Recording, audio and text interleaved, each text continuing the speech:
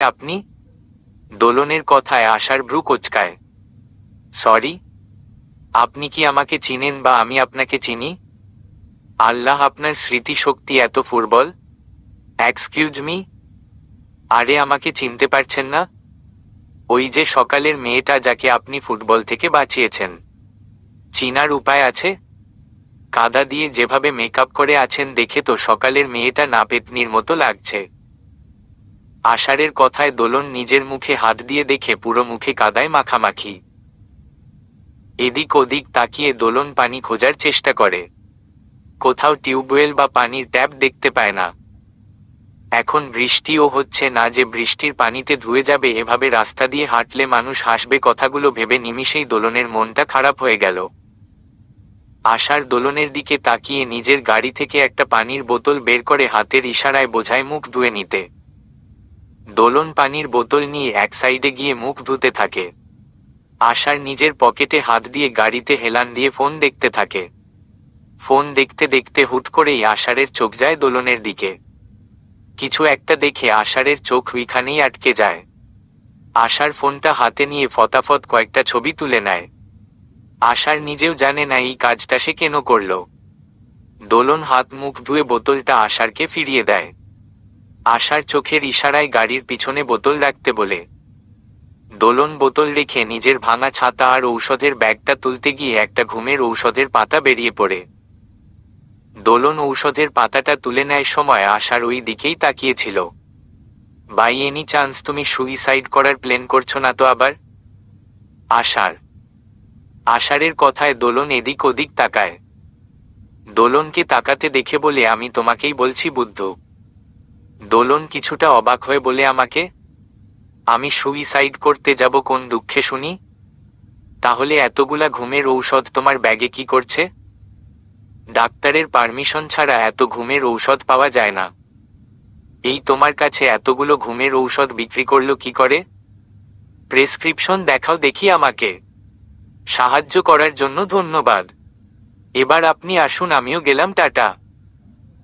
তোমাকে যা বলছি তা করো। তারপর কিছু একটা অঘটন ঘটিয়ে ফেললে। আমি একজন সচেতন নাগরিক হয়ে তা হতে দিতে পারি না। দেখাবো না আমি কি করবেন? আর আপনি কে যে আপনাকে আমার দেখাতে হবে? আমি ফিউচার ডক্টর। শার্টের কালার উঁচিয়ে একটু ভাব নিয়ে বলে আসার। আমিও ফিউচার লেডি গুন্ডি, হে হে হে বলেই দোলন সেখান থেকে দৌড়ে পালায়। আরে আরে! দোলন কিছুটা দূরে গিয়ে আশারকে ভেঙচি কেটে চলে যায়। আশার দোলনের যাওয়ার দিকে তাকিয়ে থাকে। এর মধ্যে আষাঢ়ের ফোন বেজে উঠে। মামুনি কল করেছে। হ্যাঁ মামুনি, বলো। কোথায় তুমি? তোমাকে আজ কি করতে বলেছিলাম সেটা ভুলে বসে আছো? তুমি এত ভুলো মনা কেন আষাঢ়? রিল্যাক্স মামুনি, শ্বাস নাও বড় করে। তুমি আমার সাথে একদম মজা করবে না আষাঢ়। আমি কিন্তু মজা করার মোডে নেই একদম। আমি মজা করছি না মামুনি। সে এখন কোথায়? আমি কি যাব আনতে? দরকার নাই। ড্রাইভার গিয়ে নিয়ে এসেছে। তাহলে তো হয়েই গেল। তুমি এখন কোথায়? বাসায় আসবে কখন? মামুনি, আমার আসতে লেট হবে। এখন রাখছি, বাড়িতে গিয়ে কথা বলবো। কথাগুলো বলেই আশার কল কেটে দেয়। দোলন বাড়িতে এসে দেখে খালামনি তার জন্যই অপেক্ষা করছে। দোলনের এই অবস্থা দেখে জিজ্ঞেস করে, কিরে তোর এই অবস্থা হলো কি করে? দোলন গাল ফুলিয়ে বলে, পড়ে গিয়েছিলাম খালামনি। আহারে, কোথাও ব্যথা পেয়েছিস? না খালামনি, তবে একটা জিনিস পেয়েছি। কি সেটা? লজ্জা, খুব লজ্জা পেয়েছি খালামনি। তুই লজ্জা পেয়েছিস? আর আমি ভাবছি যেই জায়গায় পড়েছিস ওই জায়গার কি অবস্থা এখন। আহারে, জায়গাটার জন্য খুব মায়া হচ্ছে এখন। তোর পড়াতে বেচারা মাটির মনে হয় নিঃশ্বাস নিতে ভুলে গেছে বলেই মুখ টিপে হাসে সুমন। সুমনকে এখানে খেয়াল করেনি দোলন, নয়তো জীবনেও পড়ে যাওয়ার কথা বলতো না। এই ছেলে এমনিতেই দোলনকে রাগানোর জন্য সারাক্ষণ পিছনে লেগে থাকে। এখন তো আবার মোক্ষম কারণ পেয়েছে পিছনে লাগার। দোলন সুমনের কথায়, খালামনি তোমার ছেলেকে কিছু বলো, নয়তো খারাপ হবে বলে দিলাম। আমাকে আকারে ইঙ্গিতে মোটা বলছে। তোমার ছেলের চোখেই শুধু আমি মোটা, কিন্তু ওই ফুটবলওয়ালা লোকটা আমাকে চিকন বলেছে। এজন্য বলেছি আমাকে কম খাবার দাও খালামণি। আজ আর আমি খাবো না বলেই দোলন রুমে চলে যায়। সুমন, কেন যে তুই মেয়েটার পিছনে লাগিস? সুমনের মায়ের কথা কানে যায় না। দোলনের বলা ফুটবলওয়ালা লোকটাতে আটকে আছে সে। কে ফুটবলওয়ালা লোক, দুলি? সুমন প্রশ্ন করে, তাকিয়ে দেখে দোলন চলে গেছে। সুমন ভাবনায় পড়ে যায়, দুলি কার কথা বলছে। বিকেলে দোলন খালামণির সাথে বের হয় কিছু কেনাকাটা করার জন্য। খালামণির পিছন পিছন হাঁটছে আর এদিক ওদিক তাকিয়ে দেখছে পছন্দ হয়ে যায় কিনা কেনার জন্য। হুট করেই দোলনের চোখ আটকায় একটা ফুলের দোকানে। মুহূর্তের মধ্যে দোলনের চোখ জোড়া উজ্জ্বল হয়ে উঠে। দোলনের খালামণিকে না বলেই ছোট লাগায় ওই দিকে। ফুলের দোকানে দোলন চাপা ফুল। দোলন আগে কখনো এই ফুল দেখেনি। খুব আফসোস হতো নিজের নাম দোলন চাপা, অথচ নিজে কখনো এই ফুল ছোঁয়া তো দূরের কথা চোখেই দেখেনি। আজ যখন দোলন সামনাসামনি দেখছে, দোলনকে আর আটকায় কে? আজ এই ফুল কিনে নিয়ে যাবে সে। দোলন দৌড়ে দোকানে ঢুকে পড়ে। গিয়ে দোলন চাপা ফুলকে আঙ্গুল দিয়ে স্পর্শ করে। দোলনের মনটা খুশিতে নেচে উঠে। বার কয়েক স্পর্শ করে দোকানদারকে দাম জিজ্ঞেস করতে যাবে, এর মধ্যে শুনতে পায় পিছন থেকে কেউ একজন বলছে, দোকানের সবগুলো দোলন চাপা ফুল গাড়িতে তুলে দিন। সবগুলো ফুল আমার চাই। দোলন পিছনের লোকটার দিকে না তাকিয়ে দোকানদারকে বলে, আঙ্কেল আমিও কিনতে এসেছি, এই ফুল সবগুলো দিয়েন না। দোকানদার দোলনের কথায় পাত্তা দেয় না। সবগুলো ফুল গাড়িতে উঠিয়ে দিতে দিতে বলে, তুমি অন্য সময় নিও, উনি তো আগে এসে অর্ডার করেছিলেন, ওনার জন্যই আনা সবগুলো। কিন্তু আমি তো দোকানে আগে এসেছি, তাই না? দোকানদার বলে, আগে আসলে কি হবে মা? উনি আগের দিন অর্ডার করে গিয়েছিলেন। ওনাকে বলে দেখো দেয় কিনা তোমাকে এখান থেকে। দোকানদারের কথায় দোলন পিছনে ফিরে বলে, আপনার কি সবগুলো ফুল লাগবে? আমাকে দিন না ওখান থেকে, আমার অনেক পছন্দের ফুল এটা। দোলনকে দেখে সামনে থাকা ব্যক্তি চোখ বড় বড় করে কিছু সময় তাকিয়ে থাকে। দোলনের দিকে তাকিয়ে ঘামতে থাকে। মনে মনে বলছে, এ কি করে হতে পারে? এটাও কি সম্ভব? না না, আমি হয়তো ভুল ভাবছি। দোলন একটু সামনে এগিয়ে বলে, শুনছেন? দিন না ওইখান থেকে ফুল, আমি টাকা দিব আপনাকে। দোলনকে আগাতে দেখে ব্যক্তিটা পিছনে পিছাতে থাকে। কাপা কাপা হাতে গাড়ির দরজা খুলে তাড়াতাড়ি গাড়িতে উঠে পড়ে। দোলন কিছু বুঝে উঠার আগেই ব্যক্তিটা গাড়ি নিয়ে ওইখান থেকে চলে যায়। দোলন যাওয়ার দিকে তাকিয়ে হা করে আছে। কতবা যে দোলনের কথা শুনলই না। দোলনের মনটা খারাপ হয়ে যায়। মন খারাপ করে খালামণি কাছে ফিরে যায়। খালামণিকে সব বলে খালামণি বেশ অবাক হয়। এটা শুনে দোলন কখনো দোলন চাপা ফুল দেখেনি। মাথায় হাত বুলিয়ে বলে, চিন্তা করিস না, সুমনকে দিয়ে তোর জন্য অনেকগুলো দোলন চাপা ফুল আনিয়ে দিব। দোলন খালামণির কথায় খুশি হয়ে যায়। আশার বন্ধুদের সাথে আড্ডা দিচ্ছে বসে। ফোনের গ্যালারি থেকে কিছু একটা বের করতে গিয়ে চোখ আটকায়। তখনকার তোলা সেই ছবি। দোলনের চোখ মুখ থেকে টপ টপ করে পানি পড়ছে। চোখের পানিতে ভিজে একাকার, এ যেন এক অন্যরকম সৌন্দর্য। আষাঢ়ের এক বন্ধু আষাঢ়ের পাশেই বসেছিল। আষাঢ়কে অমন করে ফোনের দিকে তাকিয়ে থাকতে দেখে বলে, কিরে কি দেখছিস? সিক্রেট কিছু নাকি? দেখি আমাকেও দেখা একটু, বলেই উকি দিতে নিবে তার আগেই আষাঢ় ফোন তাড়াতাড়ি পকেটে ঢুকিয়ে বলে, সব কিছুতে উকি দিতে নেই। তারপর ধুম করে পিঠে কিল লাগিয়ে বলে, অন্যের চোখের শান্তির দিকে উকি দিতে নেই, বুঝলি? আষাঢ় জান, তোমার জন্য আমি অপেক্ষা করতে করতে শেষ। তোমার এখন আসার সময় হলো। তোমার মন কি জানান দেয়নি তোমার জন্য কেউ একজন বসে থাকবে? তুমি এটা অন্যায় করেছো, এর জন্য তোমাকে শাস্তি পেতে হবে। আমি মোটেও তোমাকে ক্ষমা করব না, এর জন্য তোমাকে কঠিন শাস্তি পেতে হবে। কথাগুলো বলেই মেঘ দেয়ালে বড় করে বাধাই করে রাখা আষাঢ়ের ছবির দিকে তাকিয়ে রয়। এতক্ষণ ধরে মেঘ আষাঢ়ের ছবির সাথেই কথা বলছিল। কি হলো, কথা বলছো না কেন? তুমি কি আমাকে আর আমার ভালোবাসাকে কখনোই বুঝবে না? একবার অন্তত আমার চোখের দিকে তাকিয়ে দেখতে পারো।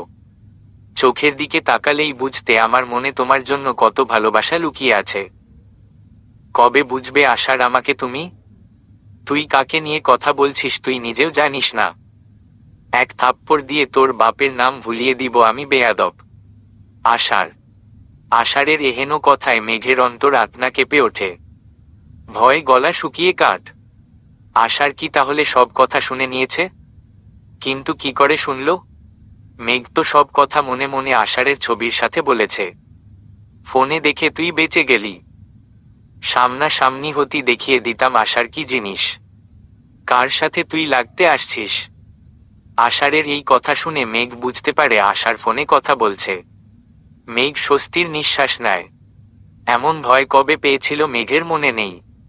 আরেকটু হলেই হার্ট অ্যাটাক করত মেঘ। এক ভয় শেষ হয়ে আরেক ভয় ঢুকেছে মনের ভিতর মেঘের। আষাঢ়ের রুম থেকে এখন কি করে বের হবে মেঘ? মেঘ মোটেও ভাবেনি আষাঢ় এই মুহূর্তে বাড়িতে আসবে। গাড়ির আওয়াজও আজ শুনতে পায়নি। আষাঢ় এখন মেঘকে নিজের রুমে দেখলে ঝামেলা বাঁধাবে। আষাঢ় এমনিতেই মেঘকে তেমন একটা পছন্দ করে না। মেঘ আষাঢ়ের কথায় তা বুঝতে পারে। নিজের রুমে এভাবে অনুমতি ছাড়া আষাঢ়ের অনুপস্থিতিতে কাউকে দেখলে তো খবরই আছে। মেঘ কি করবে বুঝতে পারছে না। আষাঢ় এখনই রুমে ঢুকবে।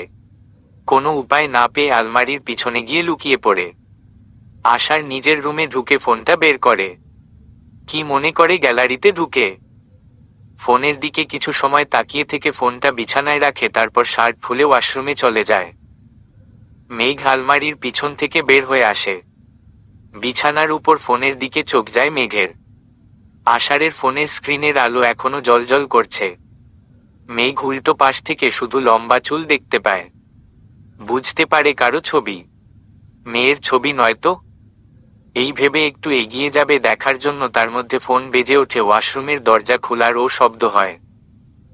মেঘ ভয় আর এক মুহূর্ত দেরি করে না, দৌড়ে রুম থেকে বের হয়ে যায়। আষাঢ় ওয়াশরুম থেকে বের হয়ে ব্রু কোঁচকায় দরজার পর্দা নড়ছে। দরজার কাছে এগিয়ে গিয়ে বাইরে এদিক ওদিক তাকিয়ে দেখে কেউ এসেছিল কিনা। কাউকে না দেখতে পেয়ে আষাঢ় ভাবে হয়তো বাতাসে নড়াচড়া করছে। বিছানার উপর থেকে ফোন নিয়ে বারান্দায় চলে যায় আষাঢ়। অন্যদিকে মেঘ নিজের রুমে এসে জোরে জোরে হাঁপাতে থাকে। বড্ড বাঁচা বেঁচে গেছে। এক গ্লাস পানি এক নিমিষেই শেষ করে ফেলে। বিছানায় শুয়ে নিজের ফোন বের করে আষাঢ়ের ছবিতে হাত বুলায়। পরক্ষণে মাথায় আসে আষাঢ়ের ফোনে থাকা ছবির কথায়। ছবির কথা ভেবে বেশ চিন্তায় পড়ে যায় মেঘ। আষাঢ় আবার অন্য কাউকে না না মেঘ আর ভাবতে পারছে না। খুব দ্রুত মামনির সাথে কথা বলতে হবে। আষাঢ়কে মেঘ হারাতে পারবে না। প্রতিটি ভোর নতুন দিনের সূচনা। অন্ধকার কেটে কারো কারো জীবন আলোকিত হয়, আবার কারো জীবনে নেমে আসে বিষাদের ছায়া। এক একটা দিনের জন্য মানুষের কত শত আয়োজন। ভোরের আলো ফোটার সাথে সাথে মানুষের কর্মব্যস্ততা শুরু। নিজেকে গড়ে তোলার লড়াই, নিজের জীবিকা নির্বাহের লড়াই। প্রতিটি মানুষ তাদের লক্ষ্য অর্জনের জন্য ছুটে চলেছে প্রতিনিয়ত। দোলনের কাছে সকাল মানেই উড়াধুরা ঘুম। সকালের ঘুমে কি যে নেশা। বিছানা যেন হাত বুলিয়ে দিয়ে বলে আরেকটু ঘুমা আরেকটু ঘুমা, মাত্র সকাল হয়েছে। দোলনের খালামনি দোলনকে টেনে হিচড়ে ও উঠাতে পারে না ঘুম থেকে। আবার মাঝে মাঝে ভোর 4টায় উঠে বসে থাকে মেয়েটা। এই মেয়ের মতিগতি বোঝা বড় মুশকিল। সপ্তাহে 4 দিন বিছানা থেকে টেনে তোলা যায় না, আর 3 দিন 4টায় উঠে বসে থাকে। আজও দোলন ভোর 4টায় উঠে বসে আছে। অপেক্ষা করছে কখন চারদিক আলোকিত হবে আর সে বাইরে যাবে। আয়েশাকে ফোন দিয়ে আগেই তৈরি হয়ে থাকতে বলে দিয়েছে, হাঁটতে বের হবে। আয়েশা সপ্তাহে 3 দিন শান্তিমতো ঘুমাতে পারে না, আর না কিছু বলতে পারে দোলনকে। আয়েশা কিছু বললে হয়তো আর কখনো কথাই বলবে না দোলন। মেয়েটা বড্ড অভিমানী, তাই কিছু বলে না। চারদিকে আলো ছড়িয়ে পড়ার সাথে সাথে দোলন বের হয়ে যায় বাড়ি থেকে। খালামনি জানে আজ দোলনের বাইরে যাওয়ার দিন, তাই দোলন না বলেই বেরিয়ে গেছে। 2 বান্ধবী পার্কে হাঁটছে। লোকজনের আনাগোনা বাড়ছে, সকলেই হাঁটাহাঁটি করছে রোবটের মতো।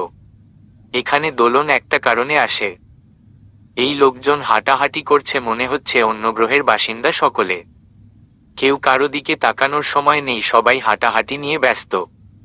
আয়েশা হেলতে দুলতে দোলনের পিছন পিছন হাঁটছে। একটু দূর যেতেই পার্কে একটা সুন্দর কুকুর দেখতে পায়। মনে হয় কারো পোষা কুকুর। কুকুরটা শান্তিতে ঘুমোচ্ছে। দোলনের মনে শয়তানি বুদ্ধির উদয় হয়। এদিক ওদিক তাকিয়ে কিছু একটা খুঁজতে থাকে। পেয়েও যায় একটা কাঠি। আস্তে করে পা টিপে টিপে কুকুরটার কাছে কিছুটা এগিয়ে গিয়ে কাঠি দিয়ে খোঁচা দেয়। প্রথম খোঁচায় কুকুরটা কিছুটা নড়েচড়ে আবার শোয়। দোলন আবার ও খোঁচা দেয়। এইবার দোলন খোঁচা দেওয়ার সাথে সাথে কুকুরটা ঘেউ ঘেউ করে উঠে। দোলন লাফ দিয়ে পিছনে চলে যায়। দোলন আর আয়েশা প্রাণপণে দৌড়ে চলেছে, কারণ তাদের কুকুরটা তাড়া করেছে। দৌড়াতে দৌড়াতে সামনে একটা লোককে দেখতে পায়, উল্টো দিকে ঘুরে কথা বলছে ফোনে। দোলন দৌড়ে লোকটার কাছে গিয়ে পিছন থেকে থেকে শার্ট টানতে টানতে বলে, আঙ্কেল আঙ্কেল প্লিজ হেল্প। দোলনের কথায় লোকটা পিছনে ঘুরে ভ্রু কোঁচকে ফেলে। ওইদিকে কুকুরটা ঘেউ ঘেউ করেই যাচ্ছে। কাকু প্লিজ হেল্প কাকু। দোলন লোকটার দিকে না তাকিয়ে শুধু এক কথা বলে যাচ্ছে, এই মেয়ে, এই কে তোমার কাকু? এক থাপ্পড় দিয়ে সবগুলো দাঁত ফেলে দিব, বেয়াদব মেয়ে কোথাকার। কারো ঝাঝালো কণ্ঠে এমন কথা শুনে দোলন তাকিয়ে দেখে ওই ছেলেটা। আরে ভাইয়া আপনি? দোলনের মুখে একবার ভাই তো একবার কাকু ডাক শুনে আশার চটে যায়। রাগে হিসহিসিয়ে বলে, টমি বা ইথার। কুকুরটা যেন এই অনুমতির অপেক্ষাতেই ছিল।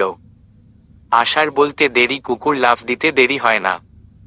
দোলন আ বলে চিল্লিয়ে উঠে। কিছু সময় যাওয়ার পরও যখন কোনো সাড়া শব্দ পায় না, তখন তাকিয়ে দেখে কুকুরটা আষাঢ়ের কোলে। আষাঢ়, আয়েশা আর কুকুরটা কেমন ড্যাব ড্যাব করে তাকিয়ে আছে দোলনের দিকে। দোলন শুকনো ঢুক গিলে কুকুরটার দিকে তাকিয়ে।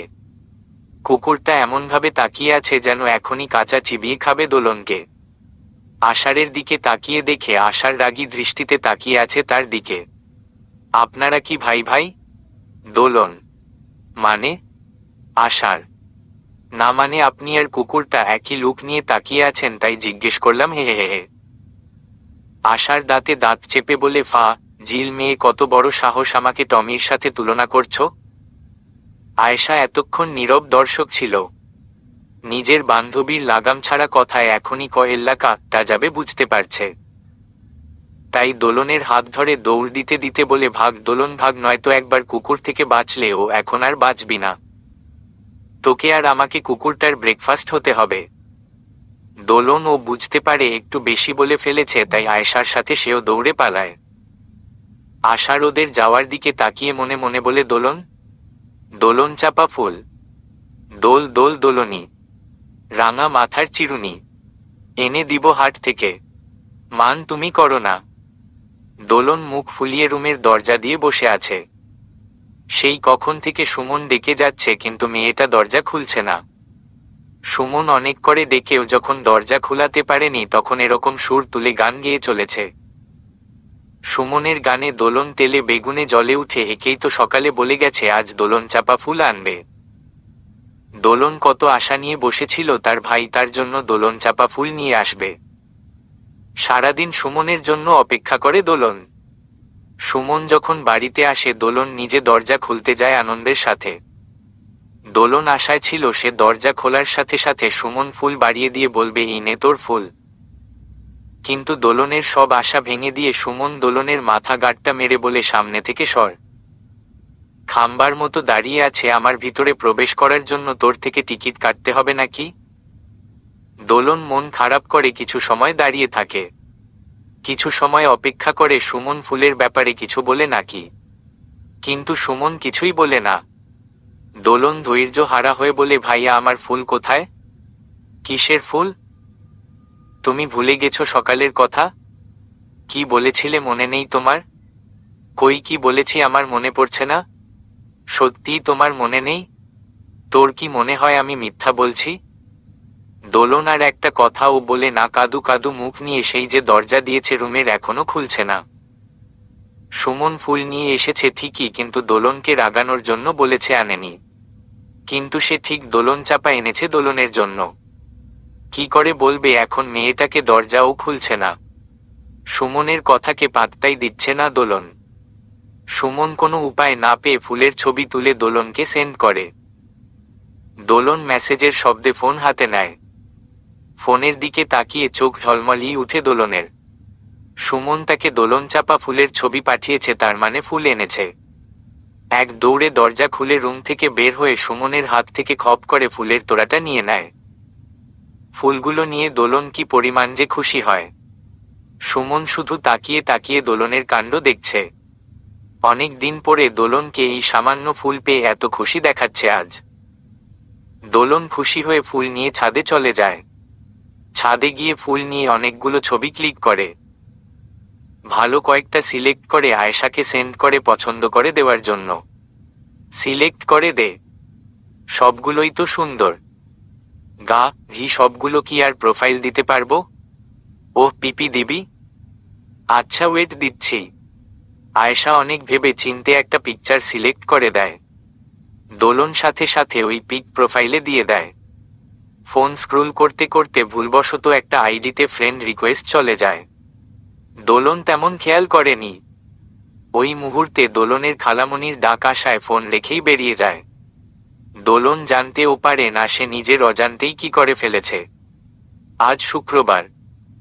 সকলেরই অফিস ভার্সিটি সব বন্ধ। আশারদের বাড়ির সকলেই আজ বাড়িতে। সকলের আজ দুপুরের লাঞ্চ করার কথা একসাথে। লাঞ্চের সময় হওয়ার সাথে সাথে একে একে টেবিলে আসতে থাকে সকলে। মিসেস রিমি আর মেঘ সকলের আগে উপস্থিত, দুইজনেই বাপ বেটার জন্য অপেক্ষা করছে। অনেক সময় হয়ে যাওয়ার পরও শ্রাবণ আর আষাঢ়ের কোনো খবর নেই। ওদের জন্য অপেক্ষা করতে করতে দুজনই নানান ধরনের গল্প করতে থাকে। এর মধ্যে শ্রাবণ এসে উপস্থিত হয়। কি ব্যাপার লেডিস, এতক্ষণে আসার সময় হলো? মিসেস রিমি। শ্রাবণ হাসতে হাসতে বলে ফ্রেশ হতে গিয়ে লেট হয়ে গেছে।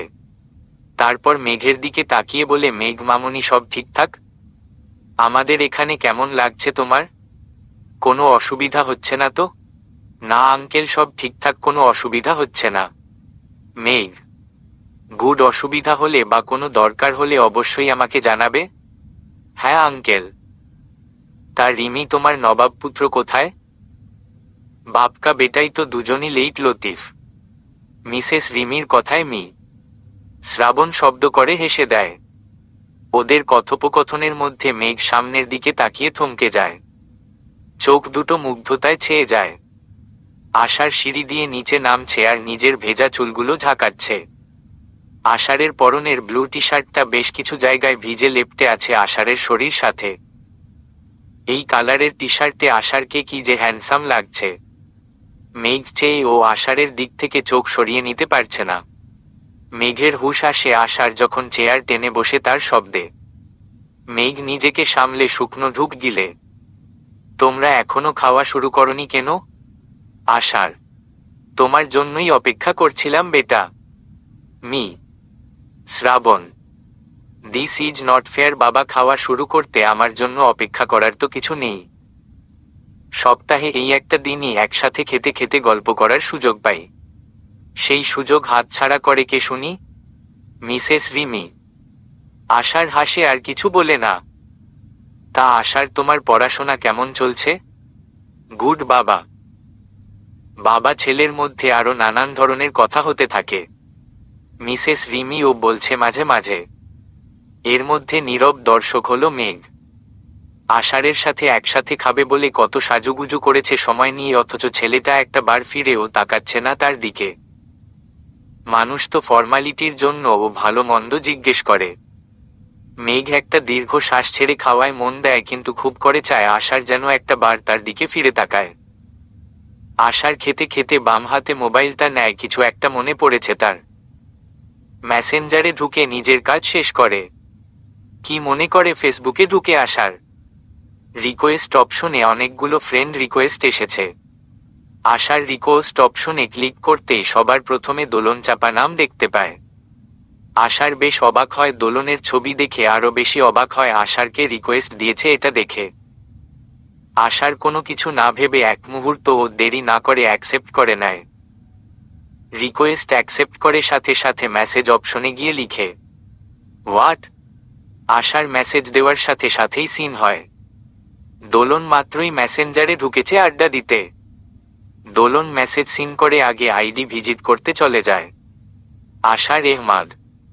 আশা রেহমাদ নামটা মনে ধরেছে দোলনের। দোলনের এমনিতেই আষাঢ় মাস বেশ প্রিয়, এই নামে কোনো মানুষের নাম দেখে বেশ ভালো লাগলো। ছবিতে ক্লিক করে বেশ চমকায় দোলন। এই লোকটার নাম তাহলে আষাঢ়। দোলন ছবি দেখে মনে মনে বলে, কি স্টাইল নিয়ে ছবি তুলেছে দেখো, মনে হচ্ছে রাজপুত্র। তবে বেশ লাগছে লোকটাকে দেখতে। দোলন আষাঢ়ের মেসেজের রিপ্লাই দেয়, হোয়াট? আষাঢ়, হোয়াট অর্থ কি? দোলন, মানে?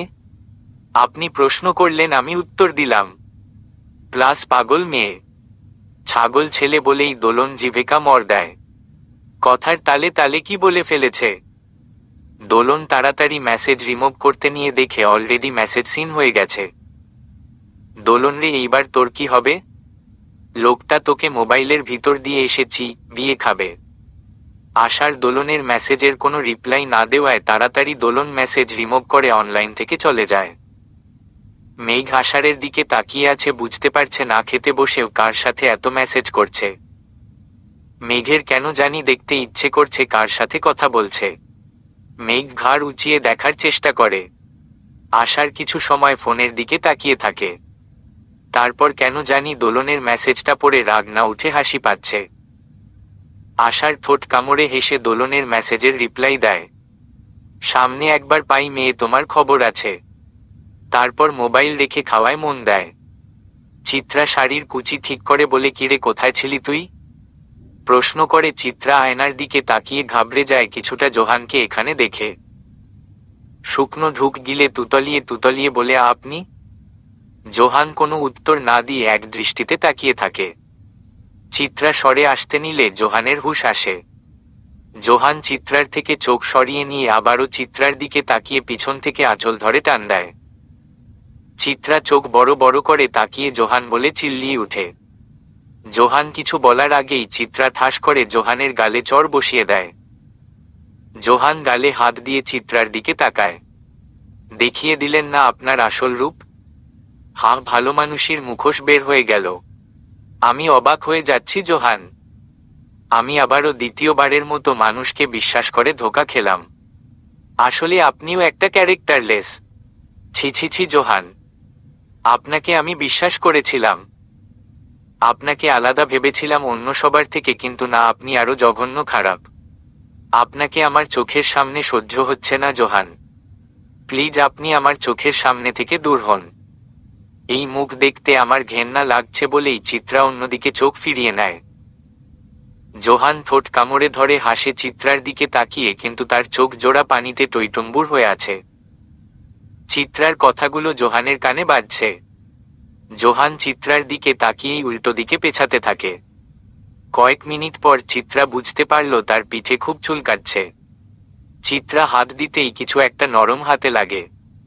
চিত্রা জিনিসটা সামনে এনে দেখে একটা বিছে। বিছে দেখেই চিত্রা আ বলে চিল্লিয়ে উঠে। হুট করেই চিত্রার কিছু একটা মাথায় আসে। রুমের চারদিকে চোখ বুলিয়ে দেখে জোহান নেই। চিত্রা কয়েকবার জোহানকে ডাকে, কিন্তু কোনো সাড়া পায় না। চিত্রার কেন যেন খুব ভয় করছে। কাঁদতে কাঁদতে তাড়াতাড়ি রুম থেকে বের হয় চিত্রা। আশার নিজের সর্বশক্তি দিয়ে দোলনের গালে ঠাস ঠাস করে দুটো চড় লাগিয়ে দেয়। আকস্মিক এহেন ঘটনায় দোলন নিজের খেই হারিয়ে ফেলে, যার দরুন দোলন মাটিতে পড়ে যায়। দোলন পড়ে গিয়ে ওইভাবেই থাকে, কিছু বলেও না আর না উঠার চেষ্টা করে। আশার কিছু সময় পায়চারি করে একটা চেয়ার এনে বসে। কিছুতেই নিজের রাগ কন্ট্রোল করতে পারছে না আশার। রাগে পুরো শরীর কাঁপছে তার। ইচ্ছে করছে সবকিছু ভেঙে গুড়িয়ে দিতে। আশার পায়ের উপর পা তুলে আয়েশি ভঙ্গিতে বসে রাগী দৃষ্টিতে দোলনের দিকে তাকিয়ে আছে আর নিজের হাত শক্ত করে ধরে রাগ কমানোর আপ্রাণ চেষ্টা চালাচ্ছে। আশার রাগ কমানোর আপ্রাণ চেষ্টা চালিয়ে ও বারবার ব্যর্থ হচ্ছে। অনেকটা সময় ওইভাবেই কেটে যায়। দোলন মাটিতে আগের মতোই বসে আছে। আশারও চেয়ারে বসে দোলনের দিকে তাকিয়ে আছে। এদিকটায় মানুষজন নেই, পুরো ফাঁকা নীরব পরিবেশ। দোলনের কানে শুধু একটু পর পর আষাঢ়ের জোরে জোরে শ্বাস ফেলার শব্দ পাচ্ছে। দোলন এদিক ওদিক তাকিয়ে ফুপিয়ে কেঁদে উঠে। গালটা জ্বলে যাচ্ছে, তার হাত গরম হয়ে গেছে গালের তাপে। গালে মনে হয় জ্বর এসে গেছে, এত জোরেই দানবটা তাকে চড় মেরেছে। দোলন মনে মনে ঠিক করে নেয় এর প্রতিশোধ সে আজ হোক বা কাল যে কোনো মূল্যে নিয়ে ছাড়বে। দোলনকে চড় মারার ফল দেখিয়ে দিবে লোকটাকে সে। কত বড় সাহস লোকটার! আরো নানান কথা ভেবে হাজার খানেক লি দিতে থাকে আশার কেশে। দোলনের খালামণির উপর খুব রাগ হচ্ছে। দোলনকে কেন যে জোর করে তার বান্ধবীর মেয়ের বিয়েতে নিয়ে এসেছে।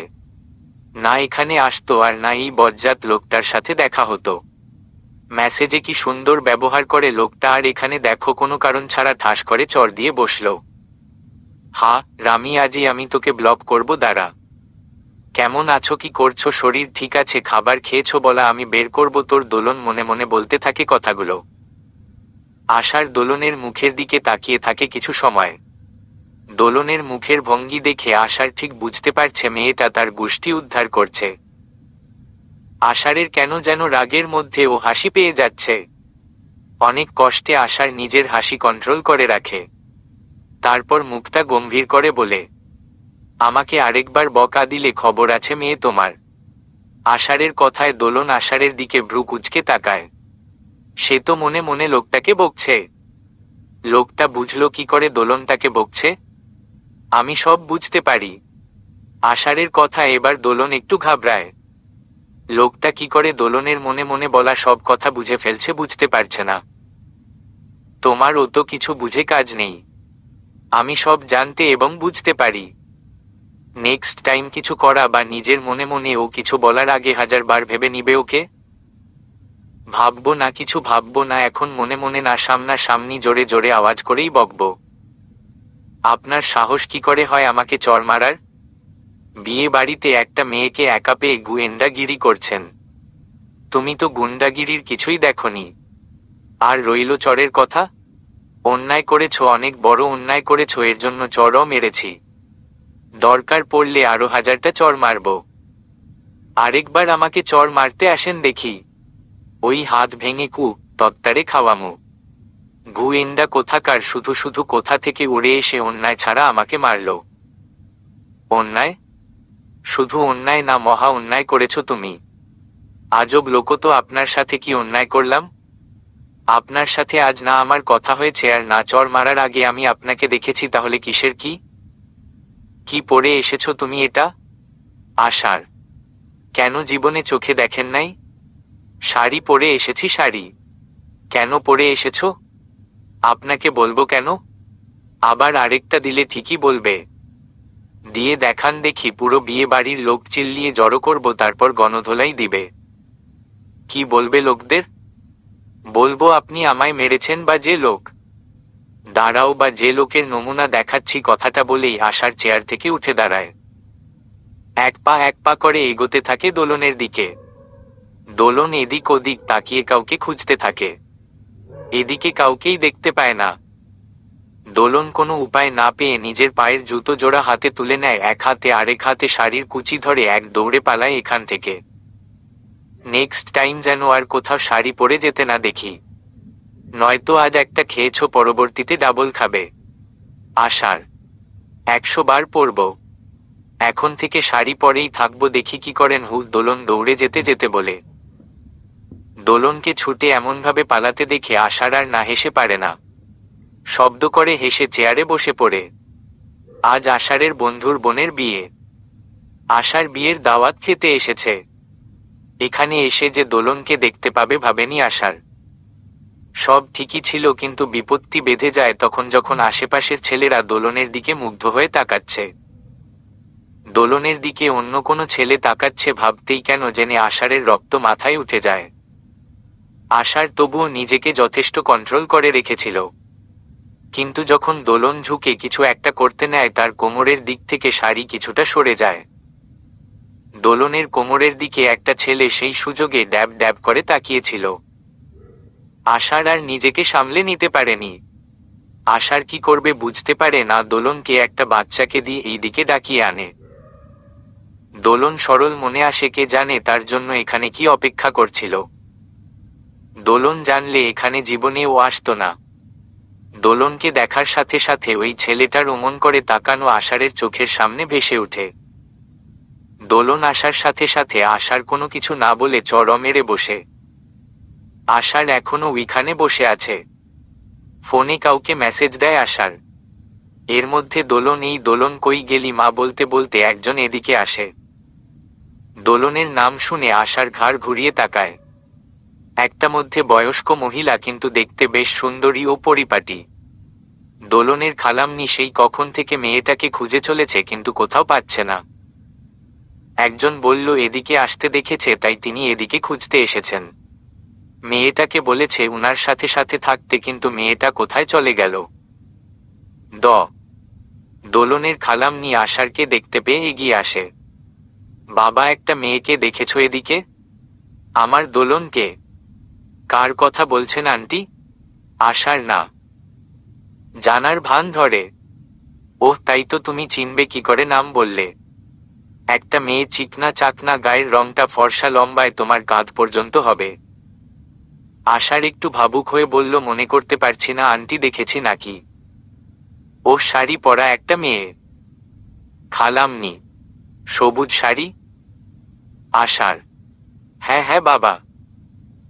একটু আগে একটা পাগল টাইপ মেয়ে গেল এদিক দিয়ে দৌড়ে। মেয়েটার পরনে সবুজ শাড়ি, হাতে জুতা নিয়ে দৌড়াতে দেখলাম, মনে হয় কেউ পাগল ভেবে দৌড়ানি দিয়েছে। দোলনের খালাম্নি বলে, এটা নিশ্চয়ই দোলন। ধন্যবাদ বাবা বলেই আশারের দেখানো পথে এগিয়ে যায়। আন্টি আশারের ডাকে দোলনের খালাম্নি পিছনে ঘুরে। প্লাস কিছু বলবে বাবা? ওই মেয়েটা পাগল হলেও you looking so beautiful, I like you aunty. আশারের কথায় দোলনের খালাম্নি হাসে। আশার উনার হাসি দেখে ইশারা দিয়ে বুঝায় হাসিটা ও জোসস। তুই অন্যায় করেছিস আশার, ঘোর অন্যায়। তুই একটা মেয়ের গায়ে হাত তুলেছিস। তুই কি করে একটা মেয়েকে আঘাত করতে পারলি? তাও মানতাম মেয়েটা যদি তোর কিছু হতো তাহলে।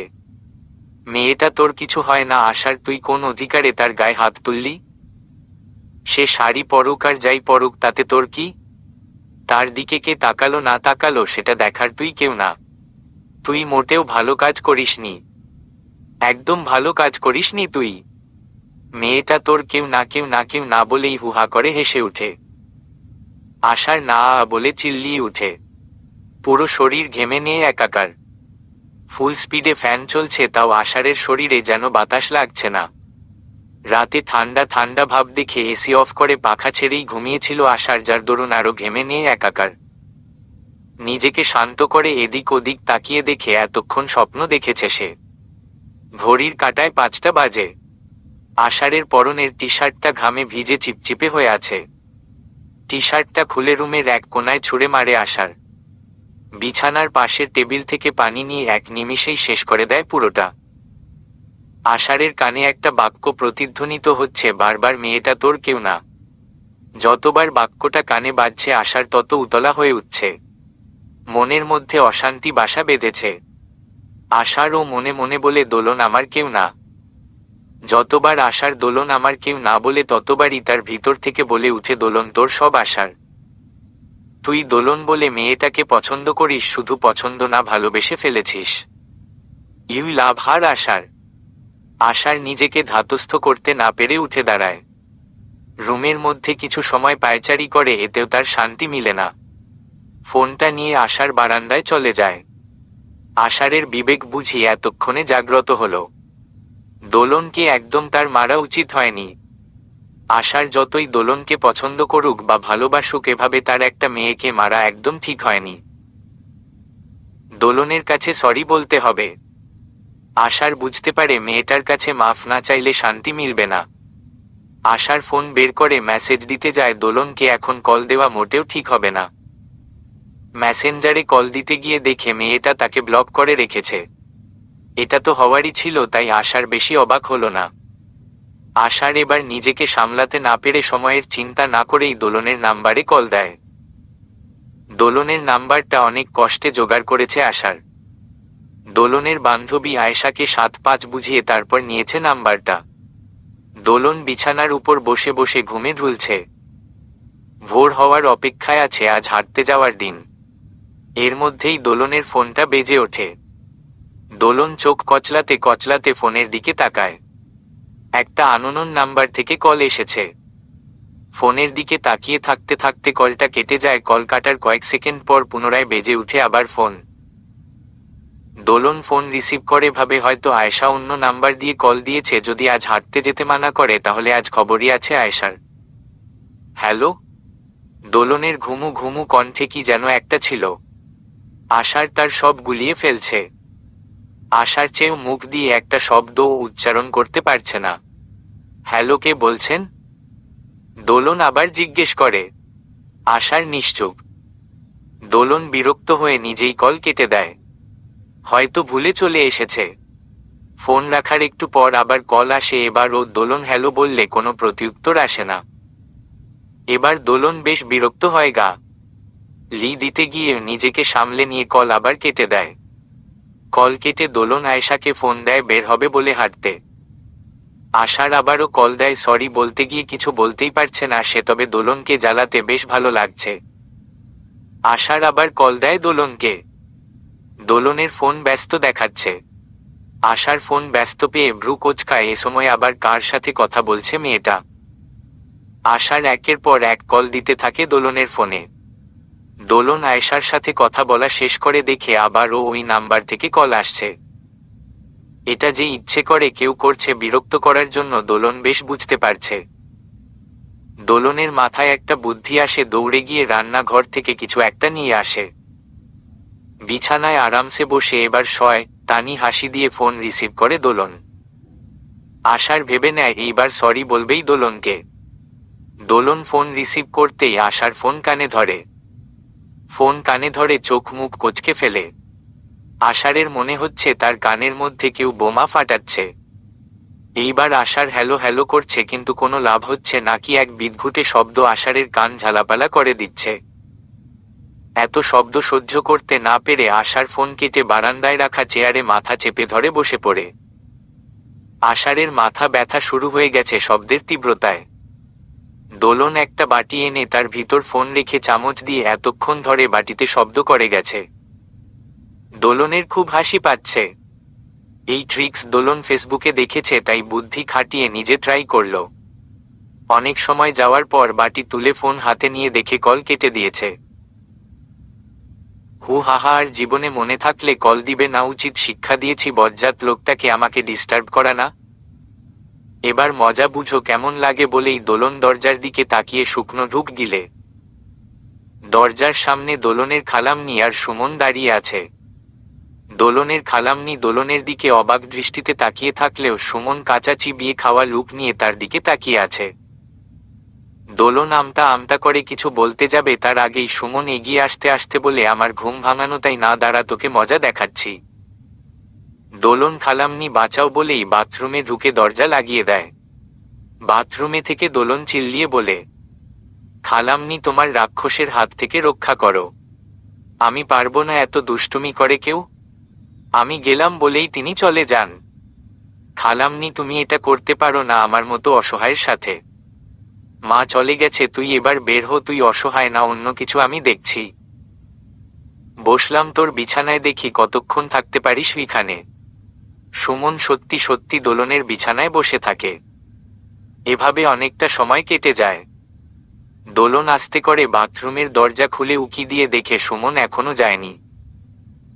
দোলন সুমনকে দেখে হেসে উঠে। সুমন দোলনের বিছানায় ঘুমিয়ে গেছে। দোলন আস্তে করে পা টিপে টিপে বের হয়ে দৌড় দেয়। যাওয়ার আগে ঘুমন্ত সুমনের মুখের দিকে তাকিয়ে মুখ ভেঙচি দিয়ে যায়। দোলনের জন্য ঘুমাতে পারলেন না সকালে মিসেস খেয়া, তাই আজ হাঁটতে বের হয়েছেন তিনি। হাঁটতে হাঁটতে অনেকটা দূর চলে গেছেন। শরীরটা বেশ ফুরবল লাগছে। উনার একা একা এত দূর আসা ঠিক হয়নি, বুঝতে পারছেন। ইদানিং এমনিতেই শরীরটা বেশি ভালো যাচ্ছে না উনার। কয়েকদিন আগে মাত্র জ্বর থেকে উঠেছে, এজন্য আরো ফুরবল শরীর। বাড়িতে রিক্সা করেই ফিরবেন বলে ঠিক করে নেন। এদিকে ওদিকে তাকিয়ে রিক্সা খুঁজতে থাকে, তবে একটা রিক্সাও দেখতে পাচ্ছেন না। শরীরের সব শক্তি যেন শেষ মনে হচ্ছে, না বসতে পারলে এখনই মাথা ঘুরে হয়তো পড়ে যাবেন। মিসেস খেয়া কোনো উপায় না পেয়ে রাস্তার সাইডেই বসে পড়েন। আশার ওই দিন দোলনের সাথে যেখানে দেখা হয়েছে সেখানে এসে বসে আছে। বৃষ্টিতে মেয়েটা পড়ে কিরকম জুবুথুবু হয়ে গেছিল। এখানেই আষাঢ়ের চোখ দুটো থমকে গিয়েছিল। দোলনকে সরি বলতে না পারলে আশার শান্তি পাবে না। দোলনের সাথে দেখা হওয়ার আশায় এখানে বসে আছে। দোলনের বাড়ি আশার চিনে না, এজন্য এখানেই বসে আছে। গাড়ির ভিতর বসে থেকেই অনেকক্ষণ ধরে আশার লক্ষ্য করছে একটা মহিলাকে, মনে হচ্ছে বেশ অসুস্থ, তবে সামনে থেকে দেখেনি, পিছন থেকে দেখা যাচ্ছে শুধু। আশার গাড়ি থেকে নেমে যায় যদি কিছু সাহায্য লাগে এজন্য। আন্টি কোনো সমস্যা? আপনি ঠিক আছেন? হুট করে কারো করা প্রশ্নে মিসেস খেয়া পিছনে ফিরে তাকায়। আরে আন্টি আপনি, বলেই আশার পাশে এসে বসে। হ্যাঁ বাবা, দেখো না একটু হাঁটতে বের হয়েছিলাম, শরীরে আর কুলোচ্ছে না তাই বসে পড়েছি। একটা রিকশাও পাচ্ছি না, বাড়িতে যে যাব। আপনি আমার সাথে আসুন আন্টি, আমি আপনাকে গাড়িতে করে পৌঁছে দিচ্ছি। না বাবা, তার দরকার নাই, আমি রিকশা দিয়ে যেতে পারবো, শুধু শুধু তোমার ঝামেলা। আশার মনে মনে বলে এই সুযোগ কিছুতেই হাতছাড়া করা যাবে না। আশার জোর করে মিসেস খেয়াকে গাড়িতে তুলে নেয়। এই সুযোগে দোলনের বাড়িও চেনা যাবে আর সরিও বলা হয়ে যাবে। আশার ধরে ধরে দোলনের খালামনিকে নিয়ে যায় ওদের বাড়িতে। মিসেস খেয়া অনেক বলেছেন তিনি যেতে পারবেন, কিন্তু আশার তা শুনেনি। বাড়ির ভিতরে ঢুকে মিসেস খেয়া দোলনকে ডাকতে থাকে, দুলি, এই দুলি কই গেলি? আসছি খালামনি বলেই দোলন ড্রয়িং রুমে এসে আশারকে দেখে চোখ বড় বড় করে ফেলে। মনে মনে বলে, এই বদের হাড্ডি এখানে কি করছে?